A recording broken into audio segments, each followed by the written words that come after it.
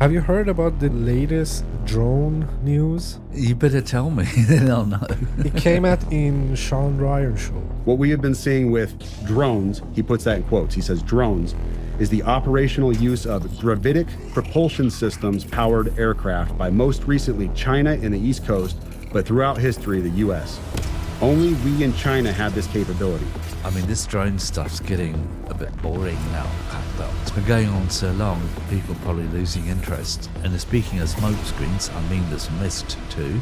What's going on that we're not looking at? That we're being distracted from? That's what I think is interesting, eh? I've heard many people say it smells like chemicals. But maybe air does generally these days in the big cities. I don't know. I think it was in UK last time I saw a video that even it was misty or cloudy, very cloudy, the sky. But this guy was just recording like lights traveling with a very high pace.